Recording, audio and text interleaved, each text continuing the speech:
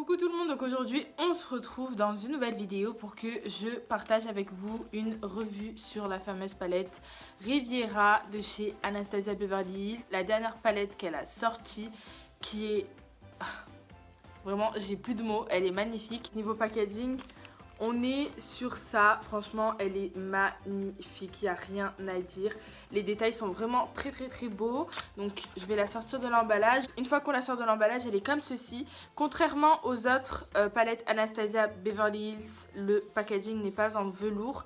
Il est en... je sais pas trop c'est matière quoi, mais c'est un peu matière des sacs marinières là. Vous voyez les sacs de plage là, c'est exactement la même matière. C'est vrai que je pense que je l'aurais grave trouvé belle en velours, mais toujours les mêmes couleurs et tout. Mais en velours, je pense que ça serait bien passé, mais bon. Donc là, je trouve que ça rappelle vraiment bien la French Riviera, quoi. Vraiment, ça représente bien le sud, Cannes, etc. Quand on ouvre la palette, on est sur cette harmonie de couleurs que je trouve vraiment magnifique. Il n'y a vraiment rien à dire. Les couleurs sont à tomber par terre, surtout le bleu, le rose, le violet et le jaune là en haut. Franchement, c'est des couleurs qui te donnent vraiment trop envie de te maquiller avec. Elle est au prix de 50 €. Elle contient 14 fards. Si vous voulez vous la procurer, elle est disponible chez Sephora pour 50 €. Franchement, elle vaut vraiment le coup. Je trouve que c'est une palette qui sort du lot comparée à toutes les autres palettes qu'on a pu voir. Il y a eu un gros boom avec la Modern Renaissance qui est un incontournable qui est vraiment une palette phare de chez Anastasia Beverly Hills. Mais alors celle-ci sort vraiment du lot. Celle-ci, pas besoin d'avoir toutes les palettes Anastasia. Si vous avez la Modern Renaissance et celle-ci, c'est bon. Franchement, pas besoin d'avoir les autres. Après, bien sûr, chaque palette qu'elle sort a son propre style. Mais si vous voulez vraiment être minimaliste, celle-ci et la Modern Renaissance sont les meilleures à avoir. Donc, on va tester ça ensemble. En couleur de transition, je vais venir prendre la couleur Bahamas que je vais appliquer dans mon creux de paupière. La palette est très poudreuse, mais comme la plupart des palettes Anastasia Beverly Hills. Et on va appliquer ça ici. C'est hyper pigmenté.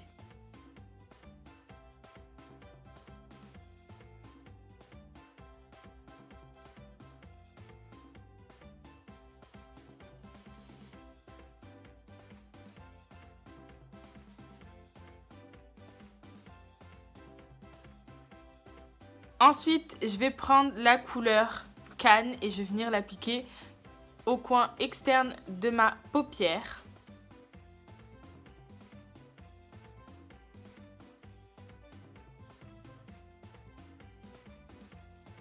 Avec un pinceau propre, je vais venir prendre le fard Sail, donc le fard blanc, et venir nettoyer un petit peu sur mon arcade sourcilière et plus fondre le fard Bahamas. Je vais prendre le fard Estate qui est un beige et hop, je vais venir cleaner tout ça. Une fois qu'on en est là, je vais venir appliquer j'hésite entre le fard Méditerranéenne et le fard Palermo. Je pense que je vais mettre le fard Palermo. Donc je vais venir prendre le fard Palermo qui est celui-ci et je vais venir l'appliquer sur ma paupière mobile.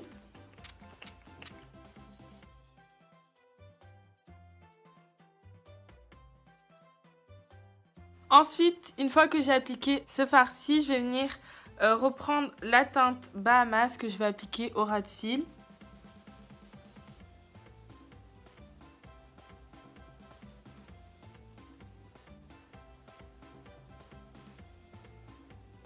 Ensuite, après avoir illuminé mon coin interne de l'œil, je viens appliquer du liner. Donc c'est un eyeliner sous forme de crayon, c'est une nouveauté de chez NYX. Il est rose et je trouve vraiment qu'il va très bien avec mon make-up.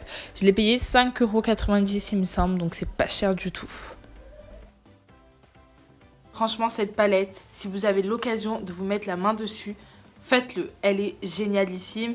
Je pense que c'est l'une des palettes que je préfère le plus là de toutes les palettes que j'ai.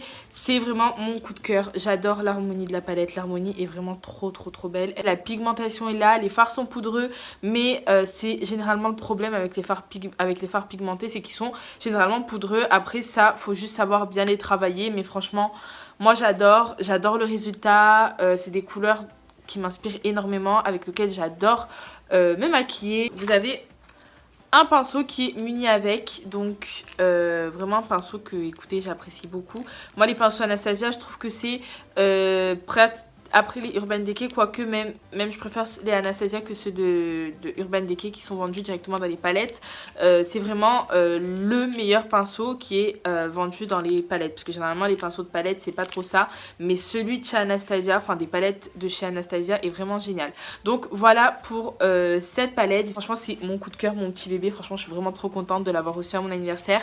D'ailleurs pour ceux qui n'ont pas vu ma vidéo cadeau d'anniversaire, je vous la mettrai dans le petit i pour que vous puissiez la voir. Je vous fais de gros bisous, je vous embrasse fort.